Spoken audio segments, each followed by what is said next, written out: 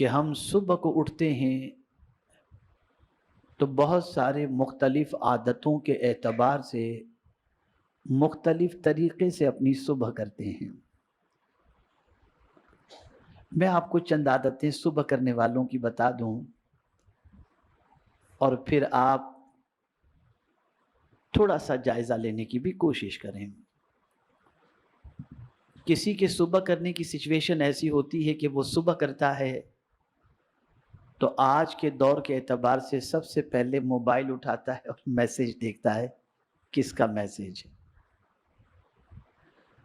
کچھ لوگ ہوتے ہیں جو صبح اٹھتے ہیں تو اٹھتے ہی بازو میں پڑے ہوئے نیوز پیپر کو اٹھاتے ہیں اور پڑھنا شروع کر دیتے ہیں۔ کچھ لوگ صبح کرتے ہیں، دیہاتوں کے رہنے والے بیڑی سگریٹ تمباکو کے عادی، تو اٹھ کر کے پہلے سگریٹ پیتے نظر آتے ہیں، بیڑی پیتے نظر آتے ہیں۔ تو سب کی صبح کرنے کی مختلف عادتیں ہیں۔ اب ہم قرآن سے پوچھتے ہیں، اے قرآن تو بتا صبح کیسے کریں؟ تو میرے پیارے آقا صلی اللہ تعالی علیہ وسلم کے پیارے دیوانوں،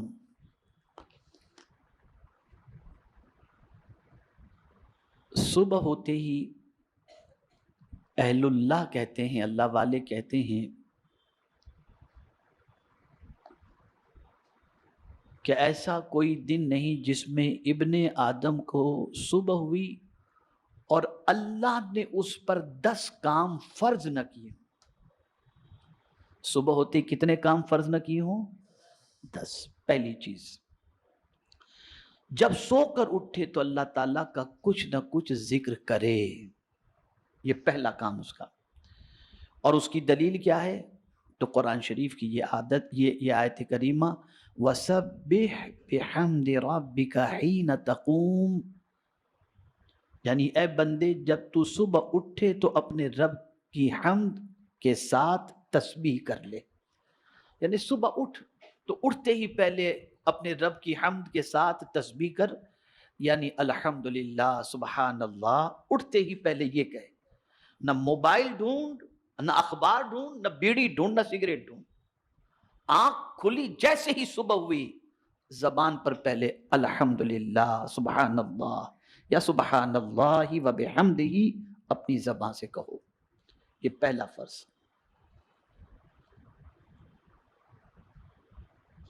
دوسرا، اب یہ بھی تفصیل طلب ہے، اس میں بھی اللہ عز و جل کے مختلف ارشادات ہیں۔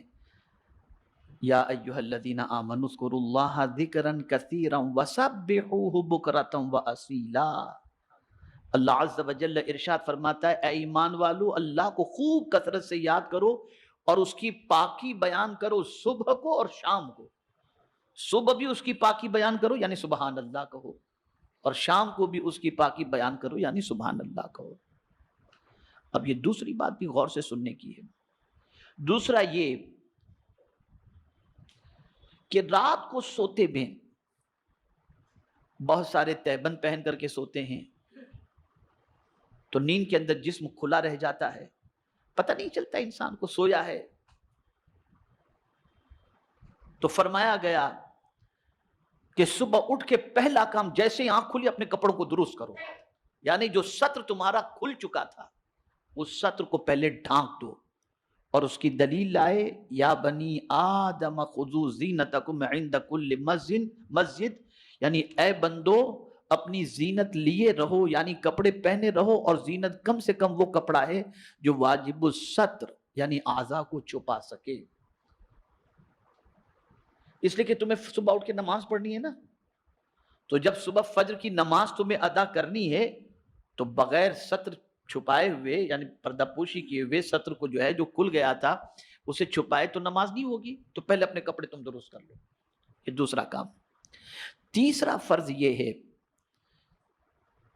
کہ نماز کے لیے نماز کے وقت میں بندہ کامل وضو کرے۔ اب دیکھیں ترتیب کتنی اچھی ہے، اٹھو تو سبحان اللہ الحمدللہ کہو، کپڑے درست کرو، اور پھر تیسرا کام کیا آ گیا، یا ایھا الذین آمنوا اذا قمتم الی الصلاۃ فاغسلوا وجوہکم، یعنی اب جب تم کپڑے بھی ٹھیک کر چکے، اللہ کی تسبیح بھی کر چکے، حمد بھی کر چکے، تو اب نماز کے لیے تم کو جانا ہے نا، تو پہلے وضو کر لو. یہ تیسرا کام. یعنی اب اٹھنے کے بعد ضرورت سے فارغ، آپ استنجا وغیرہ سے فارغ ہو گئے، اب نماز کی تیاری میں لگ جاؤ. یعنی یہ ابتدا اٹھتے کام، یہ فکر سب سے پہلے ہونی چاہیے. چوتھا فرض، نماز کو نماز کے وقت میں کامل طریقے سے ادا کرو. یہ نہیں کہ فجر کی نماز جانے دو، 10 بجے اٹھ کے پڑھیں گے والی پوزیشن نہیں، 11 بجے اٹھ کے پڑھنے والی پوزیشن نہیں. ان الصلاۃ کانت علی المؤمنین کتابا موقوتا. وضو ہو چکا، اب نماز وقت پر ادا کرو. یہ چوتھا فرض. پانچواں فرض یہ ہے کہ رزق کے بارے میں کیے ہوئے وعدے الہی پر پرامن رہے، یعنی مطمئن اور بے فکر. اس کی دلیل یہ ارشاد ربانی ہے کہ فرماتا ہے وَمَا مِن دَابَّةٍ فِي الْأَرْضِ إِلَّا عَلَى اللَّهِ رِزْقُهَا. یعنی اب صبح اٹھ کے سوچے اب کیا ہوگا، کھانا ملے گا کہ نہیں، روزی ملے گی کہ نہیں، تو مطمئن ہو جائے. نماز بھی تو نے پڑھ لی بندے، وضو بھی تو نے کر لیا، اللہ کی تسبیح بھی تو نے کر لی، حمد بھی بجا لایا. اب جب تم ان چیزوں سے فارغ ہو چکے تو روزی کی زیادہ فکر مت کرنا، اس لیے کہ اللہ نے تیری روزی کا ذمہ لے لیا ہے. اور جب روزی کا ذمہ لے لیا تو میرے پیارے آقا صلی اللہ تعالی علیہ وسلم کے پیارے دیوانوں، اب اللہ کا نام لے کر کے تو نکل، بے فکر ہو کر نکل. اس نے وعدہ کیا ہے تو نکلے گا تجھے وہ روزی عطا فرما دے گا، اس لیے کہ اس نے تیرے رزق کا ذمہ لیا ہے. میرے پیارے آقا صلی اللہ تعالی علیہ وسلم کے پیارے دیوانوں، اب یہاں ایک چھوٹی سی بات درمیان میں عرض کر دوں. صبح کی نماز ہو یا کسی بھی وقت کی نماز، خود بھی اٹھو، اپنے اہل و عیال کو بھی اٹھاؤ. خود بھی نماز پڑھو، اپنے اہل و عیال کو بھی نماز کا حکم دو. وَأْمُرْ أَهْلَكَ بِالصَّلَاةِ وَاصْطَبِرْ عَلَيْهَا لَا نَسْأَلُكَ رِزْقًا نَحْنُ نَرْزُقُكَ. اپنے اہل و عیال کو نماز کا حکم دو اور خود بھی نماز پر قائم رہو. اللہ فرماتا ہے میں تم سے روزی نہیں مانگتا، میں تم کو رزق عطا کروں گا، میں تم کو روزی عطا کروں گا. تو رزق کے سلسلے میں صبح اٹھ کر مطمئن ہو جاؤ. اس پر ایک اور حدیث شریف میں دلیل کے طور پر لاؤں کہ آقا کریم صلی اللہ علیہ وسلم ارشاد فرماتے ہیں صبح کے وقت روزی کا فرشتہ روزی لے کر کے آتا ہے. جب بندہ نماز پڑھتا ہے تو اس کے حصے کی روزی اسے دے دیتا ہے، اور اگر بندہ پڑا رہتا ہے تو اس کی روزی لے کے چلا جاتا ہے. تو پتہ چلا اٹھے، نماز ادا کر لیے، تمہارے حصے کی روزی کے لیے تم مطمئن ہو جاؤ، اللہ تمہارے حصے کی روزی تمہیں عطا فرمائے گا. اب چھٹا فرض یہ ہے کہ اللہ کی تقسیم پر قناعت کرے. یعنی اب آپ نکلے تو آپ نے دیکھا کسی کو صبح دکان کھولتے ہی ہزاروں کا مال اس کا بک گیا، اور آپ کی شام تک کوئی کسٹمر آپ کی دکان پر نہیں آیا، تو آپ یہ سوچیں کہ یار مجھے اتنا کم اس کو اتنا زیادہ کیوں. تو اب اس پر دلیل آ رہی قرآن کی. اللہ اکبر. قرآن کہتے ہیں نحن قسمنا بینہم معیشتہم فی الحیات الدنیا، یعنی ہم نے بندوں کے درمیان ان کی دنیاوی زندگی میں گزر بسر کی چیزیں بانٹ دی ہیں اپنی مشیت و حکمت سے، بعض کو بعض پر فضیلت دے دی. یعنی اللہ یہ فرماتا ہے مجھے معلوم ہے کس کو کتنا دینا، تو ہم نے تقسیم کر دیا ہے، اس کو اتنا دینا، اس کو اتنا دینا ہے. تو تمہیں جتنا مل جائے تم اس پر قناعت کرو. اور اگر کوئی قناعت کرے تو کیا ہوتا ہے؟ تو آقا کریم صلی اللہ علیہ وسلم فرماتے ہیں من قنع جل ومن طمع ذل. جو قناعت اختیار کرتا ہے، جتنا میرے کریم تو نے عطا کیا تیرا شکر ہے، تو اللہ فرماتا ہے میں اسے عزت عطا کر دیتا ہوں. اور جو لالچ میں لگا رہتا ہے سرکار فرماتے اللہ اسے ذلیل کر دیتا ہے، اس کا پیٹ ہی نہیں بھرتا، اس کا پیٹ ہی نہیں بھرتا.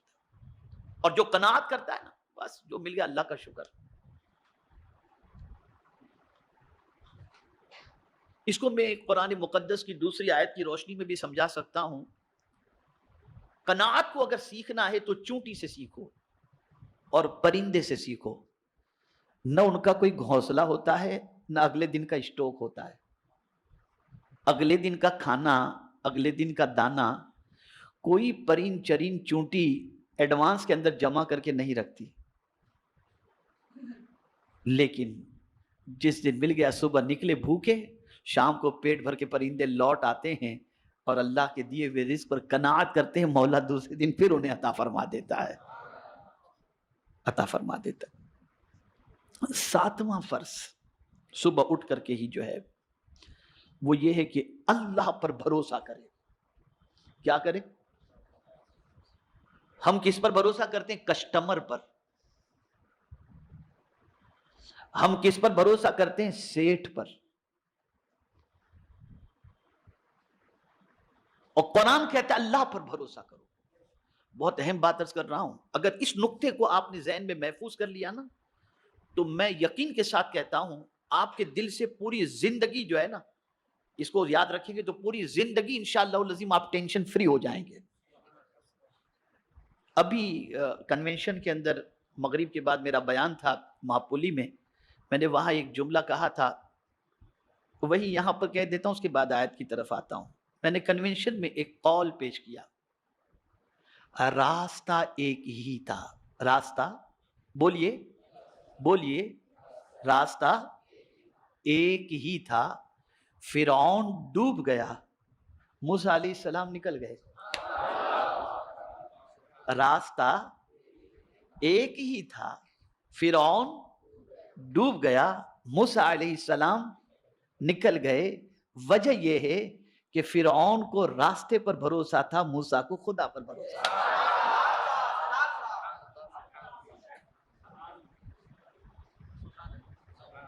سمجھے نا؟ فرعون کو کس پر بھروسہ تھا اور موسیٰ علیہ السلام کو؟ یہ ایک بنیاد۔ اب ہم کسٹمر پر بھروسہ کرتے ہیں، یہ میرا کسٹمر چھوٹ گیا تو کیا ہوگا، ارے آہو بھگت میں لگ گئے اس کے پیچھے، چائے منگاؤ، سینڈوچ منگاؤ، کھانا منگاؤ، پانی منگاؤ، دانا منگاؤ، سب چل جاتا تھا۔ اس نے فون کیا، میں نکلا ہوں، بس پہنچ رہا ہوں، راستے میں ایکسیڈنٹ ہوا، ختم معاملہ، فنش۔ آپ نے اس کے بھروسے پر کروڑوں کا لاکھوں کا مال بنا کر کے رکھا، اب کیا کریں؟ تو آپ کا بھروسہ کسٹمر پر تھا۔ تو قرآن نے کتنی عظیم بات کہی ہے، اے بندے تو صبح جب نکل یا صبح کوئی کام کا ارادہ کر، کسی پر بھروسہ مت کر۔ بھروسہ کرنا ہے تو کس پر کر؟ وَتَوَكَّلَ عَلَى الْحَيِّ الَّذِي لَا يَمُوتُ، اس رب پر بھروسہ کر جو زندہ رہنے والا ہے، کبھی مرنے والا ہے ہی نہیں۔ انسان مر جائے گا، کسٹمر مر جائے گا، دنیا ختم ہو جائے گی، لیکن مولا کی ذات باقی رہنے والی ذات ہے، اس لیے بندے تو اس پر بھروسہ کر۔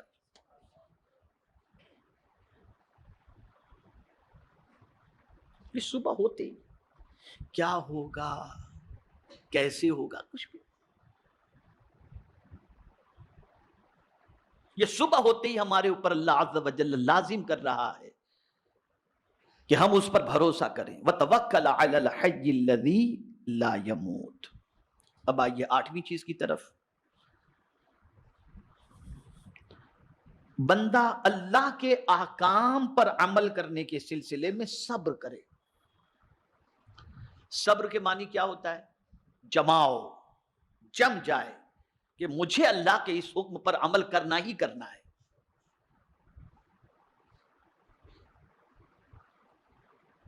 عام طور پر بندہ سوچتا ہے کہ جھوٹ بولوں گا تو دھندا چلے گا، یار اگر تھوڑا سا یوں بول دوں گا تو کام چل جائے گا، اور وہیں اللہ کے حکم سے بندہ پھسل جاتا ہے، بجاوری نہیں کر پاتا۔ لیکن قرآن کہتا ہے فَاصْبِرْ لِحُکْمِ رَبِّکَ، یعنی اے بندے اپنے رب کے حکم کی تعمیل کے لیے برداشت کر، یعنی بندے تم برداشت کر لے، نہیں مجھے تو میرے رب کے حکم پر ہی عمل کرنا ہے، ختم ہو گئی بات، ملنا ہوگا اتنا ملے گا، دینے والی ذات اللہ کی ہے، میں کیوں جھوٹ بول کر کے اپنی آخرت کو برباد کروں؟ جم جاؤ اس کے اوپر، یہ تمہارے اوپر فرض ہے، اٹھتے ہی فرض بن جاتا ہے۔ اس لیے کہ اللہ کے حکم پر عمل کرنے سے اگر کوئی روکتا ہے تو وہ شیطان روکتا ہے اور وہ نفس روکتا ہے۔ تو صبح ہوتے ہی مائنڈ یہ سیٹ کر لینا چاہیے کہ مجھے اپنے رب کے حکم پر صبر کرنا ہے اور اس پر جمے رہنا ہے۔ یہ آٹھواں فرض۔ نواں فرض، کیا ترتیب فقیہ ابو اللیث سمرقندی رحمت اللہ تعالی علیہ نے دی ہے، واللہ میں کہتا ہوں کہ ان کی عظمتوں پر قربان کہ اتنا اسٹیپ بائی اسٹیپ انہوں نے قرآن کی آیت کی روشنی سے سمجھایا ہے کہ بندہ اگر صبح اس حال میں کر لے تو اس کی صبح بھی اچھی، اس کی شام بھی اچھی، اس کی زندگی بھی اچھی ہے، اس کی موت بھی اچھی بن جائے۔ اب دیکھیں نواں فرض کیا بتاتے ہیں، اللہ تعالیٰ کی دی ہوئی نعمتوں پر اس کا شکر ادا کرے، یعنی نعمت کی قدر کرے، ناقدری نہ کرے۔ دلیل اس کی یہ آیت کریمہ ہے، فرماتا ہے وَاشْكُرُوا نِعْمَةَ اللَّهِ ان کنتم ایاہ تعبدون، یعنی اے بندو اللہ کی سب نعمتوں کو یاد کرو، دھیان میں لاؤ، اگر تم تنہا اس کی عبادت کرتے ہو، اگر تم تنہا اسی کی عبادت کرتے ہو۔ اور سب سے پہلی نعمت بعد وجود و حیات تندرستی ہے، اور سب سے عظیم ترین نعمت دین اسلام ہے، یعنی اللہ نے تمہیں صبح اس حال میں عطا فرمائی کہ تم تندرست ہو، تو اللہ کا شکر ادا کرو۔ اے کریم تیرا کروڑوں احسان کہ تو نے ہمیں تندرست رکھا، اور پھر اسی کے ساتھ تمہیں اللہ نے روزی عطا فرمائی، تو اس نعمت کی ناقدری مت کرنا کہ پیسہ آیا تو عیاشی میں اڑا کے آ جاؤ، ناقدری مت کرنا، اس کا شکر ادا کرو۔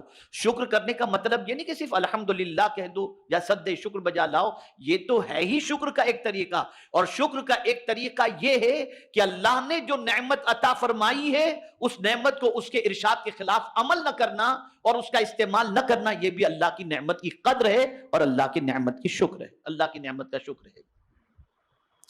اور پھر آپ نے کما لیا، اب پیسہ کریں کیا؟ اللہ نے آپ کو روزی بھی عطا فرمائی، صحت بھی عطا فرمائی، اللہ کے حکم پر آپ جمے بھی رہے، آپ نے تسبیح بھی کی، آپ نے تحمید بھی کی، اب کیا کریں؟ تو آپ نے یہ روحانی غذاؤں کا تو اہتمام کر لیا، اب بھوک بھی تو لگی ہوگی نا۔ تو اب 10واں فرض قرآن کہتا ہے کلوا من طیبات ما رزقناکم، پاکیزہ چیزوں میں سے کھاؤ جو ہم نے تم کو روزی عطا فرمائی ہے، یعنی اب تم کو مال ملا تو جو آیا وہ مت کھا لینا، پاکیزہ چیزیں کھانا، اس لیے کہ روزی ہم نے دی ہے، زندگی ہم نے دی ہے، تندرستی ہم نے دی ہے، مال ہم نے دیا ہے۔ جب سب کچھ ہم نے دیا تو ہماری تسبیح بھی کرو، ہماری عبادت بھی کرو، اور ہمارے دیے ہوئے مال میں سے حلال چیز کھایا کرو، ناجائز چیز قطعی طور پر نہ کھایا کرو۔ یہ 10 فرض تھے قرآن کی روشنی میں جو میں نے آپ کے سامنے پیش کیے، جو صبح اٹھتے ہی ہر مسلمان کو اس کا خاص طور پر خیال کرنا چاہیے۔ میرے پیارے آقا صلی اللہ تعالی علیہ وسلم کے پیارے دیوانوں، صبح کو اٹھنے والوں کے لیے نیتوں کے مطابق حصے ہوتے ہیں۔ جیسی نیت، صبح اگر کوئی بندہ اٹھے نا تو اس کو جو ملتا ہے اس کی نیت کے حساب سے ملتا ہے۔ اللہ اکبر۔ فرمایا گیا کہ لوگ 3 صنفوں پر صبح کرتے ہیں، 3 عادتوں پر۔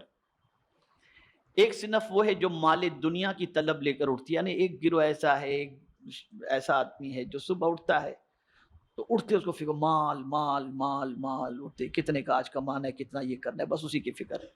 دوسرا جو ہے طلب اسم میں، یعنی گناہوں کے سوچ میں اٹھتا ہے کہ یار آج تو میں اٹھ کر فلاں معاذ اللہ یہ کروں گا وہ کروں گا، ایسا گناہ ویسا گناہ۔ اور تیسرا وہ ہے جو طلب طریق میں اٹھتا ہے، دین کے راستے پر چلنے، سیدھے راستے پر چلنے کی نیت سے اٹھتا ہے۔ اب سنیے کیا فرمایا گیا، وہ شخص جسے صبح ہوئی ہے مال کی طلب، یعنی مال فضول اور مزید کی حرص میں، تو وہ اپنے رزق سے زیادہ نہیں کھائے گا۔ جس نے صبح کی نا مال مال مال مال، تو ملے گا اتنا ہی جتنا اس کو اللہ نے دینا ہے، اس سے زیادہ تو اس کو ملنا نہیں ہے۔ لیکن وہ حرص کی وجہ سے، وہ لالچ کی وجہ سے، زیادہ کی طلب کی وجہ سے اسے ہوگا کیا؟ تو اللہ اکبر، میرے پیارے آقا صلی اللہ تعالی علیہ وسلم کے پیارے دیوانوں، 1000 کمالے زیادہ سے زیادہ اس کو مل جائے پھر بھی اس کو صبر نہیں ملے گا، سکون نہیں ملے گا۔ جس شخص نے صبح اس حال میں کی کہ مال کی کثرت کی طلب میں اس نے صبح کی، کثرت کی طلب میں اس نے صبح کی، لالچ کی طلب میں اس نے صبح کی، نہ اللہ کا ذکر کیا، نہ تسبیح کی، نہ تحمید کی، نہ نماز پڑھی، نہ کچھ کیا، کچھ بھی نہیں کیا، مال مال مال، بس اسی ٹینشن میں سب اٹھا اور سب اسی میں لگا رہا، تو اس کو سکون کی دولت نصیب نہیں ہوگی۔ اور اسی طریقے سے وہ شخص جس نے صبح کی اس حال میں کہ یار اٹھ کر کے تو فلاں گناہ کے لیے جانا ہے، فلاں بدکاری کے لیے، فلاں برائی کے لیے، تو فرمایا گیا اسے رسوائی اور ذلت کے علاوہ کچھ نہیں ملے گا، اسے ذلت ملے گی، اسے رسوائی ملے گی۔ اور وہ شخص جس نے صبح اس حال میں کی کہ وہ سیدھے راستے پر چلنے کی نیت سے صبح کی کہ مولا آج میں تیرے بتائے ہوئے راستے ہی پر چلوں گا، تو فرمایا گیا اسے روزی بھی ملے گی، سکون بھی ملے گا اور عزت بھی اللہ عطا فرمائے گا۔ روزی بھی ملے گی، سکون بھی ملے گا اور عزت بھی اللہ تعالی عطا فرمائے گا۔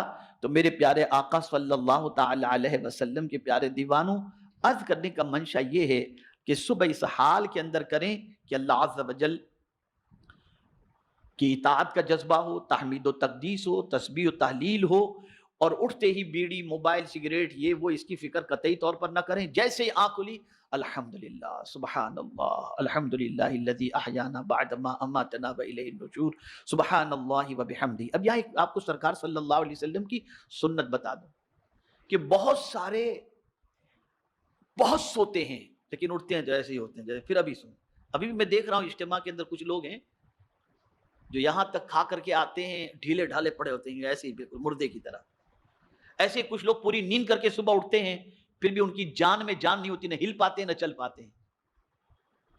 10 گھنٹے سو کر اٹھتے ہیں، پھر بھی غنودگی طاری رہتی ہے۔ تو آقا کریم صلی اللہ علیہ وسلم نے ایک نسخہ عطا فرمایا کہ اگر تم چاہتے ہو کہ اٹھنے کے بعد تم فریش ہو جاؤ، اٹھنے کے بعد تم فریش ہو جاؤ، تو اٹھتے ہی اللہ کی تسبیح و تحمید کے بعد کیا کرنا ہے؟ اپنی آنکھوں کو ایسے مسلنا ہے۔ آپ کو بتا دوں تاکہ آپ اپنی آنکھوں کو ایسے مسلنا ہے، یا ایسے 2-3 مرتبہ کریں، فریش ہو جائیں گے آپ انشاءاللہ۔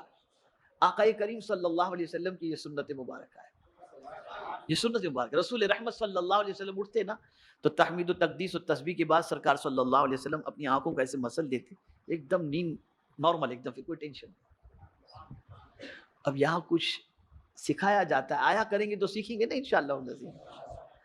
اسی کے ساتھ رسول اعظم صلی اللہ علیہ وسلم اپنے سرہانے مسواک رکھا کرتے، صبح اٹھ کر آقا کریم صلی اللہ علیہ وسلم مسواک کیا کرتے تھے۔ یہ سب چیزیں سیکھنے کی ہیں۔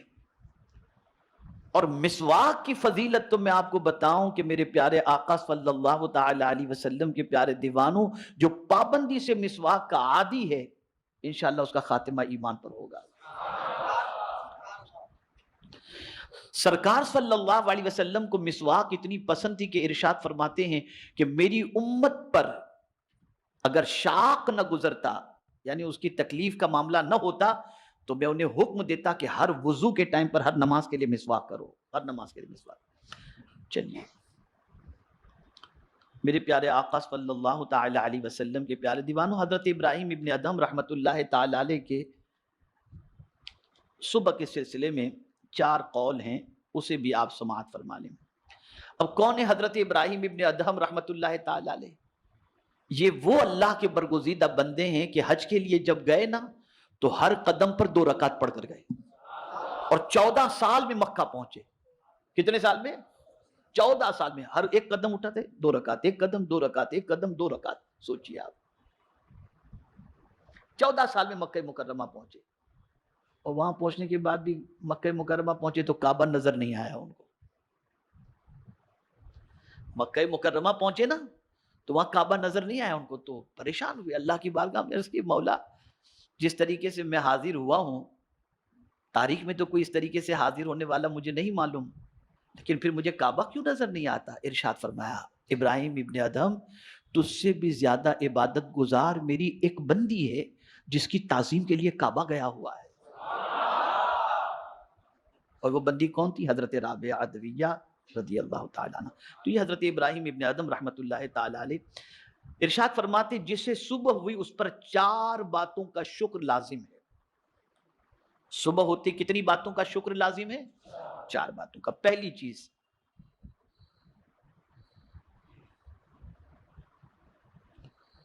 الحمدللہ الذی نور قلبی بنور الہدی وجعلنی من المؤمنین ولم یجعلنی ضالا۔ اللہ اکبر، اللہ اکبر۔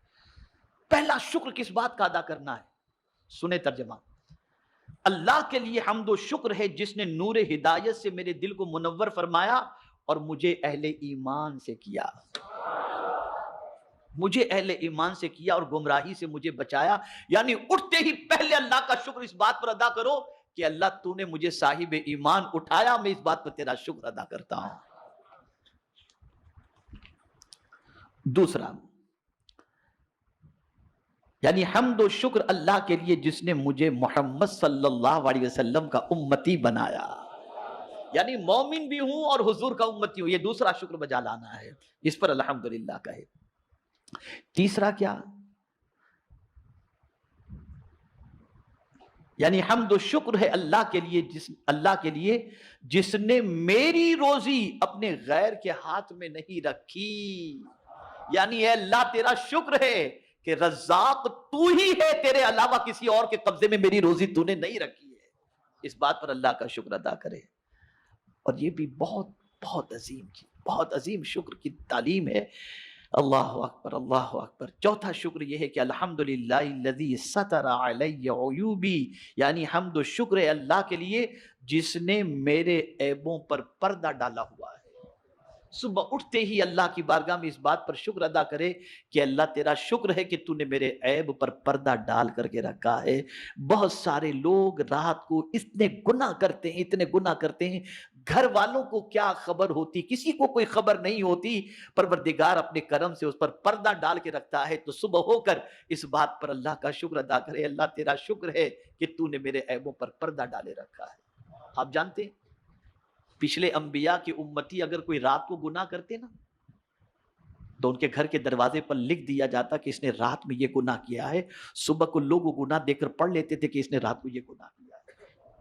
لیکن میرے آقا کے صدقے میں اس امت پر اللہ کا اتنا کرم ہے کہ نہ جانے کتنے گناہ بندہ رات کو کر لیتا ہے، بندہ جانے خدا جانے، وہ کریم پردہ ڈال کے رکھتا ہے۔ تو حضرت ابراہیم ابن ادہم رحمۃ اللہ تعالی علیہ فرماتے ہیں کہ 4 شکر بندے کے لیے صبح ہوتے ہی لازم ہو جاتے ہیں۔ پہلا شکر اس بات پر ادا کریں کہ اللہ تعالیٰ نے اسے ایمان والا اٹھایا ہے اور ایمان والا اسے بنایا ہے۔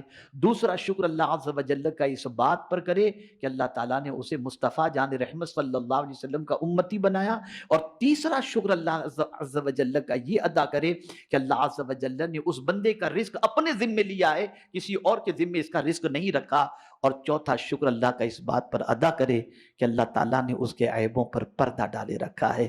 اللہ ہمیں صحیح معنوں میں صبح کرنے کی توفیق نصیب فرمائے، اور آج کے بعد ہم صبح اس حال میں کریں کہ اللہ کی اطاعت، اس کی فرما برداری، اس کا ذکر، اس کی تحمید، اس کی تسبیح اور اس کے ذکر کے ساتھ صبح کریں، اور اللہ کرے کہ ہماری زندگی اس کی یاد میں ہی گزرے اور اسی کی یاد میں تمام ہو جائے۔ وما علینا